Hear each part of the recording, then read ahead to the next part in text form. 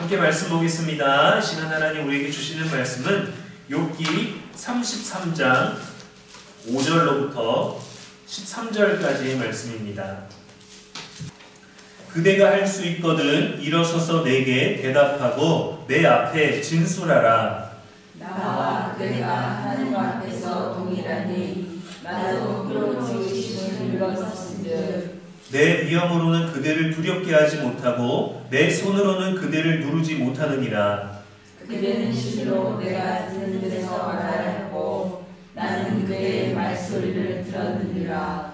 이르기를 나는 깨끗하여 악인이 아니며 순전하고 불의도 없거늘 참으로 하나님이 나에게서 잘못을 찾으시며 나를 자기의 원수로 여기사 내 발을 착고에 채우시고 나의 모든 길을 감시하신다 하였느니라.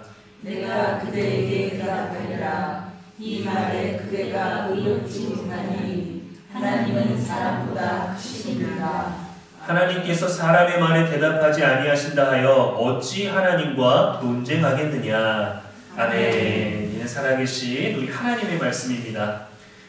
이 시간 선택과 집중이라는 제목으로 말씀 전하겠습니다. 세계적인 투자자이며 부자인 워렌 버핏은 5와 25라는 법칙이 있습니다. 그는 이렇게 제안합니다. 자신이 이루고 싶은 목표 25가지를 적으라. 그 중에서 상위 5가지만 선택하라. 나머지 20가지는 과감하게 버리라고 합니다. 가장 중요한 목표에 집중하지 못하게 하는 우선순위가 낮은 목표들을 제거하라는 거예요. 그러니까 선택할 것은 과감하게 선택하고 버릴 것들은 또 과감하게 버려서 우리들이 집중할 수 있도록 하자는 것이죠. 모든 것을 다 하려고 하고 다 이루려고 하면 결국 제대로 그 어떤 것도 이루지 못한다는 것을 강조합니다. 이러한 상황을 두고 우리는 사회에서 선택과 집중이라고 하죠. 기업에서도 또 가정 안에서도 또 어떤 만남이나 어떤 하루의 일과를 정할 때에도 선택과 집중이라는 이 단어를 사용합니다. 인생을 사는 언어에도 기업을 운영하는 언어에도 많은 유행어들이 있습니다. 워라벨이라는 말이 있습니다. 워크, 라이프, 밸런스라는 말이죠. 일과 삶의 균형이 있어야 된다라는 말인데 아주 오래전에서부터 미국에서 나왔던 단어인데 좋은 직장의 조건을 얘기할 때 일만 하는 게 아니라 그 일에 맞게 나의 삶도 있어야 된다라는 겁니다. 잠도 자지 못하고 열심히 일해서 돈을 많이 버는 것도 좋겠지만 내 삶이 없는 것은 균형적이지 못하다라는 것이죠. 요즘에 나오는 유행어 중에 갓생이라는 말이 있습니다. 갓생. 신이라는 갓이라는 단어랑 인생이라는 단어가 결합된 신조어인데 생산적이고 계획적이고 집중력 있게 목표를 달성하는 생활 방식을 말한다고 해요. 어떤 선택을 하느냐에 따라서 우리들의 행동이 따라오고 우리의 언어가 따라오게 되어 있습니다. 무엇을 선택하고 또 그것에 선택된 것에 집중하느냐에 따라서 우리들의 결과를 보여주죠. 오늘 본문은 엘리후가 자신의 등장, 자신이 지금까지 지켜봤던 것에 대해서 얘기를 하고 처음으로 이제 본격적인 대화를 시작하면서 욥에 대해서 이르는 말입니다. 33절은 결론적으로 말씀드리면 엘리후도 욥의 세 친구들과 다를 바가 없었어요. 하나님의 영이 엘리후 자신에게 지혜를 주었다. 그 지혜로 욥에게 이제는 말하겠다라고 해서 뭔가 새로운 도전적인 것이 나타날 줄 알았지만 욥의 세 친구들과 비슷한 언어였습니다. 6절에 보니까 모두 흙으로 지음받았기 때문에 하나님 앞에서 욥과 자신은 동등하다라는 거예요. 나이의 연소함이라든가 더 뛰어나다는 게 없다. 하나님 앞에서 우리는 동등하다. 그래서 나는 욥에게 함부로 할 수 없고 동시에 욥도 엘리후 자신에게 함부로 할 수 없다라는 말을 7절에서 하죠.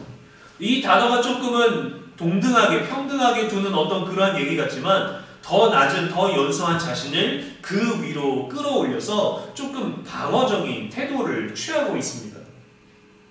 이어서 지금까지 욥의 발언에 대해서 지적을 합니다. 욥 스스로가 불의가 없다. 하나님 앞에 잘못한 게 없다. 라고 말하는 것에 대해서 문제가 있다라는 거죠. 이러한 욥의 태도에 대해서 12절에 뭐라고 말하냐면 내가 그대에게 대답하리라. 이 말에 그대가 의롭지 못하니 하나님은 사람보다 크심이니라 라고 말해요. 엘리후의 12절의 이 말씀은 아주 정확합니다. 하나님에 대해서도 사람에 대해서도 인간은 의롭지 못하고 하나님은 사람보다 크십니다. 감히 하나님과 논쟁조차 할 수 없습니다. 고린도전서 1장 25절에 하나님의 어리석음이 사람보다 지혜롭고 하나님의 약하심이 사람보다 강하니라 했습니다. 하나님에 대해서는 잘 알고 있지만 타인에 대한 이해는 지금 부족한 상황이에요. 과연 하나님은 우리가 인생을 살면서 하나님을 잘 아는 것만으로 그치길 원할까요? 하나님을 잘 아는 사람은 세상을 살아가는 방법을 터득하는 사람인 거예요. 하나님에 대해서만 잘 아는 것 가지는 그 지식으로만은, 그 율법으로만은, 그 원칙으로만은 세상을 잘 살 수 없습니다. 우리가 신약에 보면은 많은 종교 지도자들을 보죠. 근데 그들 중에 건강한 삶을 사는 사람은 없어요. 율법도 잘 지키고 헌금도 많이 하고 기도도 사람들 앞에서 떠들떠들하고 높은 자리에 앉기를 좋아하지만 가난한 자를 돌보지 않고 죄인과 세리와 또 도움이 필요한 사람들을 돌보기보다는 사람들에게 보여지는 것에 집중하죠. 하나님을 잘 알고 있다, 메시아를 준비하고 있다, 기다린다 라고 말하는 사람들조차 하나님에 대해서는 잘 알지만 타인에 대해서는 하나님이 원하시는 그 뜻을 이루지 못했습니다. 엘리후도 마찬가지 하나님에 대해서 잘 알고 있지만 욥의 친구들처럼 바른 말 하기를 선택한 것 같아요.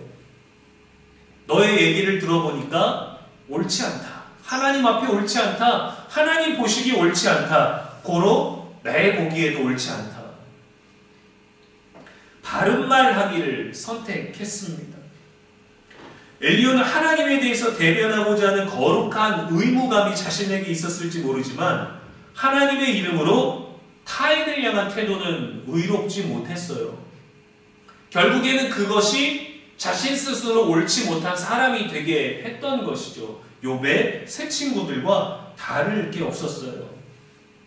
언뜻 보면 엘리후는 나이도 젊고 어리고 그러나 여기서 도전적으로 얘기하고 새로운 뭔가를 시도하는 것 같은 새로운 세대가 등장한 것처럼 보이지만 더 지혜롭고 거룩한 선지자의 등장처럼 비춰지기도 하지만 안타깝게도 욥의 친구들이 욥을 정죄한 것처럼 그것과 크게 다르지 않았습니다.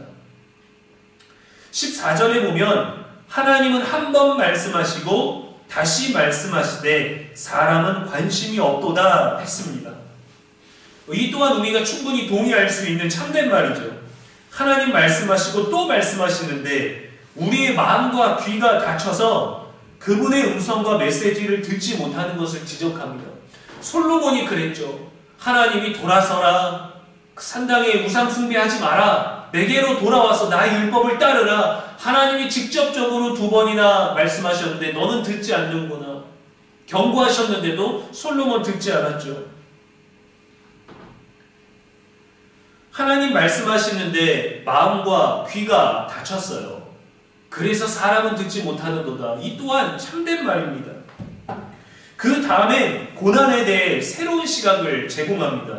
16절과 17절에 보면 그가 사람의 귀를 여시고 경고로서 두렵게 하시니 이는 사람에게 그의 행실을 버리게 하려 하심이며 사람의 교만을 막으려 하심이라 했습니다. 사람의 교만을 막으려 하십니다. 그래서 고난을 주신다는 거예요. 지금까지 욥의 새 친구들은 하나님은 죄인에게 벌을 주신다. 고난은 죄인에게만 온다라고 그랬죠. 욥의 친구들의 고정적인 논리는 이러했습니다. 하나님은 의인에게 고난을 주시지 않는다. 너는 고난받고 있으므로 의인이 아니다. 죄가 있는 자가 고난을 당한다. 너는 고난받고 있으므로 죄를 지은 것이 분명하다. 그러므로 고난당하고 있는 너는 죄인이다. 라는 이 기준으로만 욥의 고난을 해석하고 있었습니다. 그런데 엘리후가 나타나서는 고난은 하나님께서 우리들의 나쁘고 악한 행실을 버리고 우리의 교만을 막으려고 하셔서 주시기도 한다는 새로운 해석을 제안한 거예요. 이 말은 우리가 굉장히 많이 동의하고 이 말 때문에 고난에 대한 신비를 말하기도 하는 것이죠. 하나님의 손길과 인도하심을 경험하는 기회라는 겁니다. 하나님께서 우리를 훈련하시고 더 깊은 깨달음으로 이끄시는 도구, 이것이 고난이다. 그래서 우리가 이 고난을 해석하는 믿음의 지경이 넓어진 거예요. 아, 이렇게 해석할 수도 있구나. 맞아, 우리가 죄를 지어서 우리가 고난을 당하는 게 아니라 하나님은 우리를 성장시키시고 하나님은 우리의 나쁜 행실과 교만을 꺾으시고 하나님은 우리들에게 뭔가 알려주시기 위해 이 어려운 거를 우리들에게 경험하게 하시는구나. 이러한 해석을 통해서 우리가 받아들이는 인생의 지경과 믿음의 영역이 넓어진 거예요. 이러한 발언 때문에 엘리후를 마치 새로운 세대, 새로운 가르침, 새로운 깨우침, 새로운 하나님의 어떤 훈련의 언어를 우리들에게 주신다고 생각을 했는데 잘 읽어보면 엘리후도 욥의 친구들과 똑같다라는 거죠. 누구도 알 수 없는 고난의 이유에 대해서 하나님께 가능성을 두면 엘리후와 같은 새로운 해석이 가능하기는 합니다. 참 괜찮은 말을 했어요. 굉장히 좋은 해석과 접근 방법으로 모든 독자들에게 깨달음을 주는 것 같습니다. 우리도 뭔가 누군가에게 조언하고 누군가 얘기를 할 때 어떤 책에 있는 말을 하든지 나의 언어로 말하든지 준비된 언어이든지 준비되지 않은 언어이든지 괜찮은 좋은 말을 하고 이 말에는 반박을 할 수 없겠다라고 한다면 굉장히 뿌듯함을 느낄 때가 있습니다. 누군가의 강의를 듣거나 누군가의 설교를 들을 때 야, 저거는 메모해야 되겠다라고 하는 그런 좋은 말들 우리도 할 수 있지 않습니까? 우리의 자녀들에게, 동료들에게, 친구들에게, 가까운 이들에게도 우리는 그러한 격려와 위로와 믿음의 언어를 얘기하죠.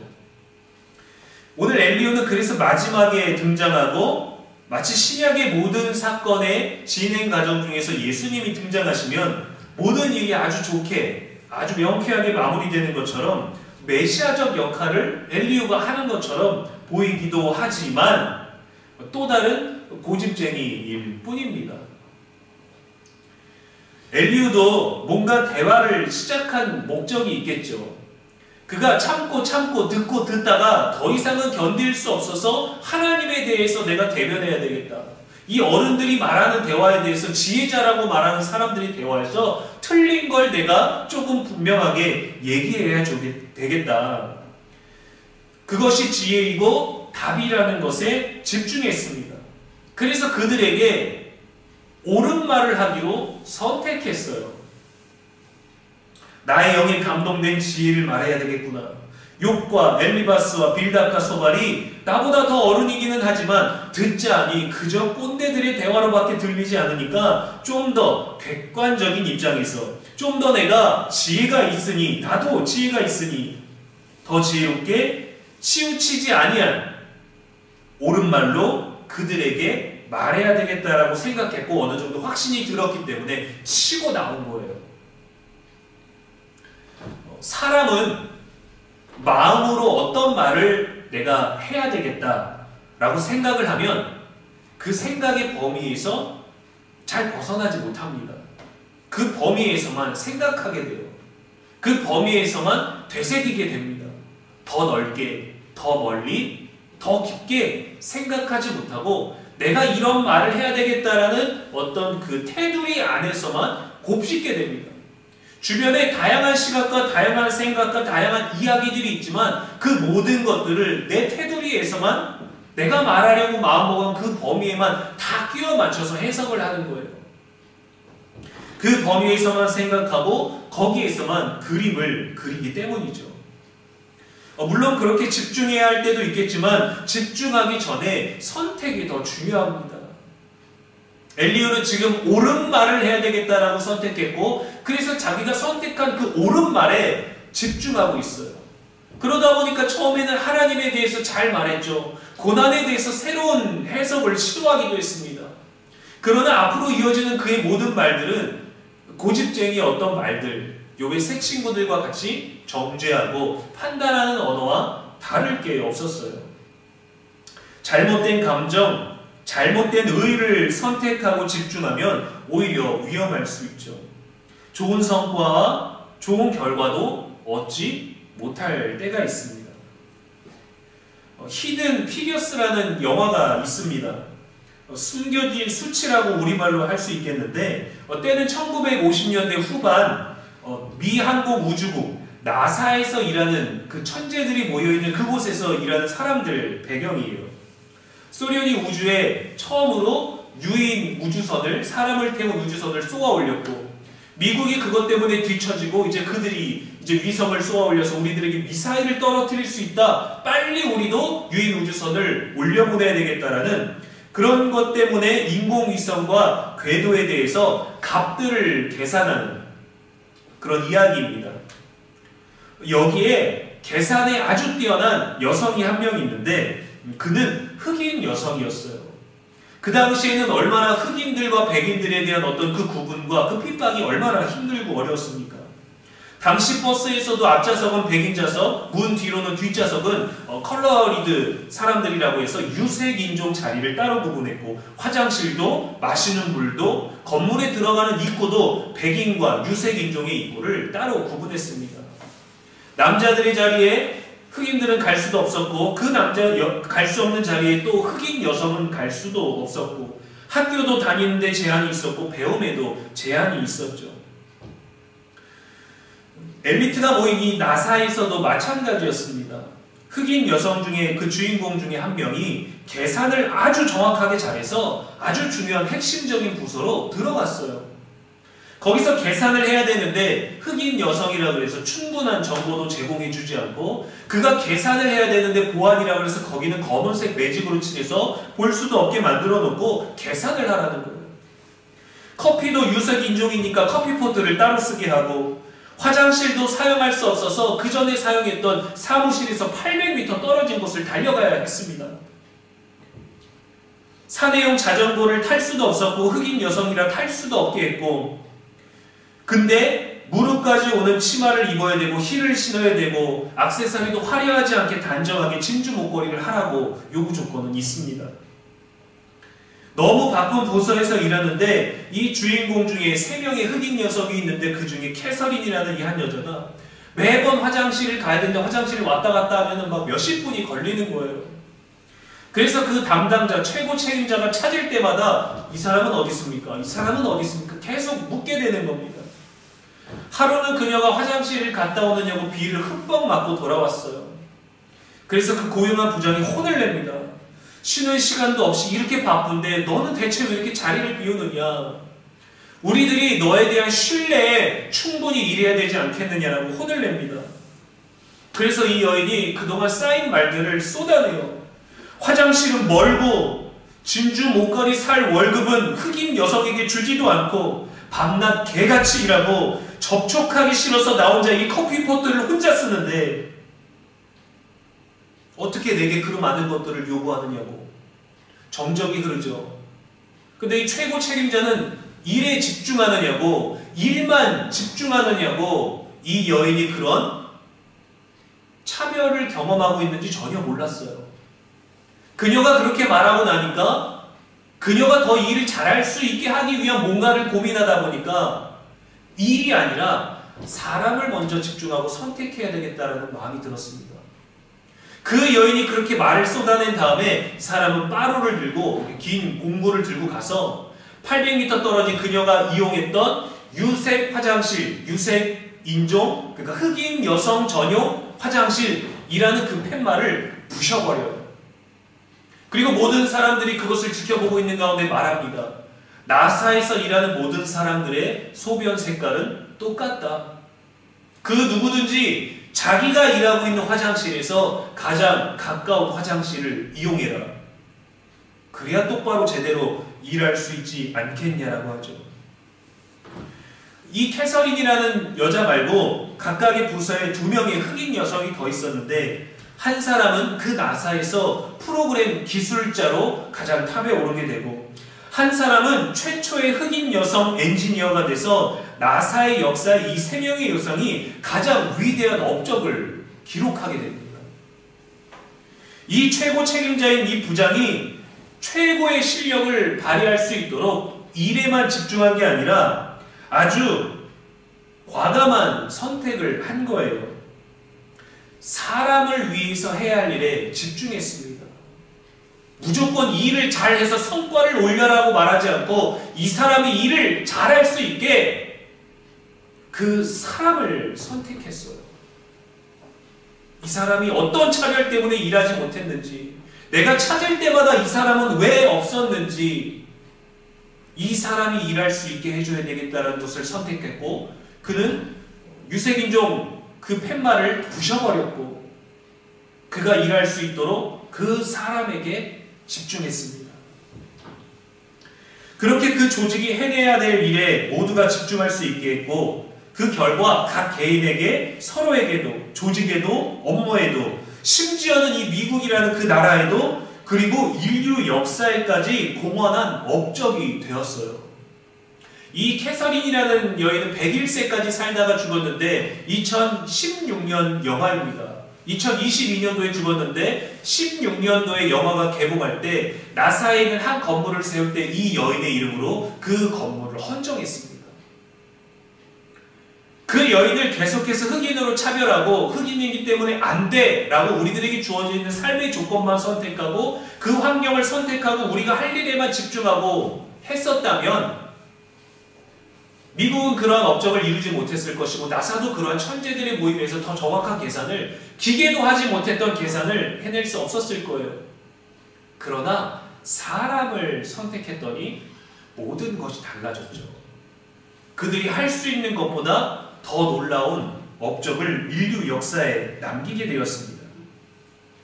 이러한 선택과 집중을 통해서 우리는 서로를 이해하고 배려함으로 모두에게 이루어질 수 있는 결과를 가져올 수 있습니다. 비록 지금 엘리후가 선택하고 집중하는 것이 욥과 그의 친구들에 대한 지적과 비판이었기에 결국 사람 없는 충고가 되어버렸지만 욥에게 해줄 말이 아니라 욥이라는 그 존재를 선택해서 이해했더라면, 욥의 발언이 아니라 욥의 상황에 집중했더라면, 욥에게 해줄 말에 집중하기보다 욥이 저렇게까지 말할 수밖에 없는 마음과 상황에 집중했다면 우리는 좀 더 하나님과 사람이 기뻐할 수 있는 위로와 격려의 영역에 도달하지 않았을까요? 저도 오늘의 엘리후와 다를 게 없습니다.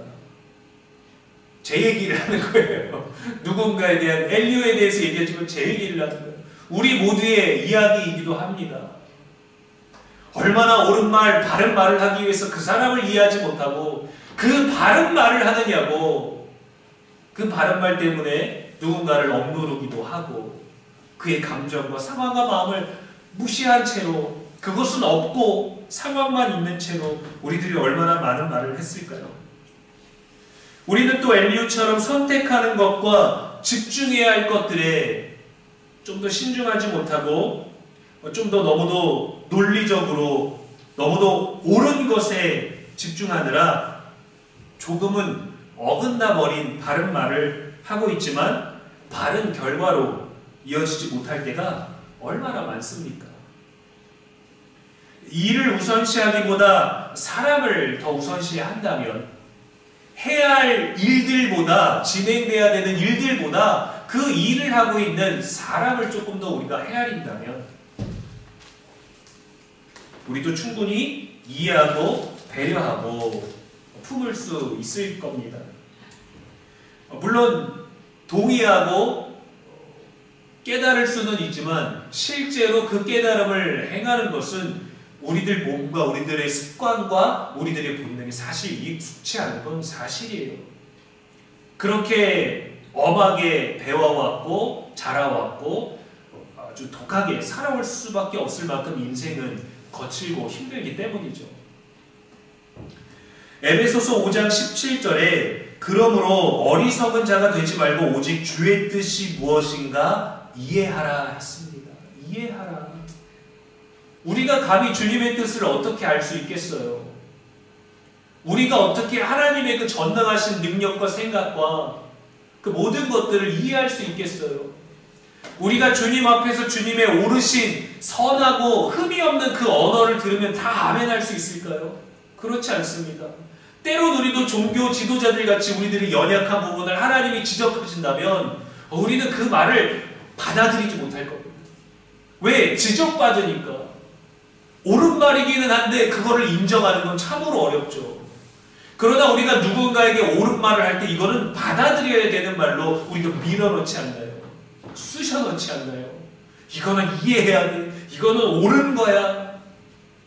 나조차도 받아들이기는 쉽지 않은 게 우리들의 삶인데 말입니다. 그런데 여러분, 우리가 해야 될 바른 말, 옳은 행동, 옳은 결과, 옳은 절차, 모든 것들이 다 중요하지만 사람을 선택하면 결국에는 사람이 해야 되는 일에 좀 더 넓은 관점으로 우리가 사람이 하는 일에 집중할 수 있을 겁니다. 하나님에게 집중한다는 건 하나님이 우리들에게 말씀하시는 것, 하나님이 우리들에게 행하신 일들에 집중한다는 거겠죠. 하나님이 우리들에게 들려주시는 그 말씀에 집중한다는 거겠죠. 우리는 사람에게 무언가를 받을 때 이 선물에 집중합니다. 받은 것에 집중합니다. 받은 것을 통해 사람의 마음을 헤아리기도 하죠. 거기에 얼마만큼이 담겨있는지를 우리가 간접적으로 알 수 있으니까. 작은 것에 고마움을 느끼기도 하고 큰 것에 실망하기도 합니다. 우리가 진정 마음이 원하는 것이 무엇인가?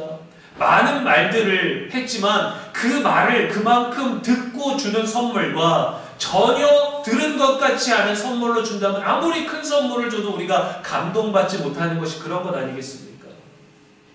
그래서 우리가 했던 그 결과들에 우리가 성과에 대해서 많이 집중하지만 사실은 어떤 경로로든 사람이 하는 그 작은 일들에 우리가 좀 더 이해할 수 있다면, 옳은 말이 아니라 사람에게 집중할 수 있다면 더 많은 믿음의 지경과 사랑의 지경이, 이해의 지경이 넓어질 수 있겠죠.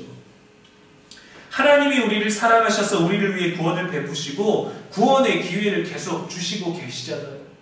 오늘을 어떻게 살았는지 그 결과에 집중한다면 우리는 늘 자격이 없겠죠. 하나님 앞에 늘 무릎 꿇어도 아무 소용없는, 회개밖에 할 수 없는 죄인이겠지만 그래도 하나님은 우리가 살았던 그 하루의 결과, 하루의 실적, 또 하루의 어떤 죄의 흔적들이 아니라 우리 존재에 집중하시기 때문에 살아갈 기회, 또 하나님의 음성을 들을 기회, 그 모든 것들을 계속 베풀어 주시는 겁니다. 그 하나님의 방법을 우리가 배워야 되겠죠. 주어진 날을 가장 효과적으로 사는 것은 결과나 숫자로 평가되지 않습니다. 영혼의 위로로 채워줍니다. 우리 마음의 위로로 채워지는 거예요. 가장 효과적인 것들. 이 채움이 있는 저와 여러분의 삶 되기를 주님의 이름으로 축원합니다. 기도하겠습니다. 위로의 하나님 아버지, 이 시간에도 말씀 주시니 감사합니다. 엘리후의 등장으로 우리는 많은 위로를 얻습니다. 답답한 대화 속에서 한 줄기 빛처럼 우리도 그러하기를 기대합니다. 그러나 하나님 안에 우리는 모두 부족합니다. 모두 동등합니다. 하나님 없이 살 수 없습니다. 좋아 보이나 실속 없고 강해 보이나 연약한 내면을 가진 이가 얼마나 많습니까? 많이 알고 많이 깨달은 듯해도 여전히 부족한 우리를 주의 사랑으로 채워 주시옵소서. 받은 사랑으로 누군가를 채울 수 있는 우리가 되게 하여 주시옵소서. 그것을 세상으로부터 공급받는 것이 아니라 그 사랑이 마르지 않도록 차고 넘치도록 전해줄 수 있게 하나님에게서만 공급받는 우리가 되게 하여 주시옵소서. 하나님의 사랑을 사모하며 하나님의 사랑이 갈급한 우리가 되게 하여 주시옵소서. 구원을 위해 하나님 우리를 택하시고 우리를 위해 일하신 것처럼 이 일을 위해 사는 것이 아니라 함께 사는 사람을 선택하며 사람과 더불어 사는 우리의 본질을 회복해 하여 주시옵소서. 서로에게서 하나님의 형상을 보며 하나님의 형상을 회복하는 우리가 되도록 성령이여 도와주시옵소서. 우리의 영원한 소망이 되시는 예수님의 이름으로 기도합니다. 아멘.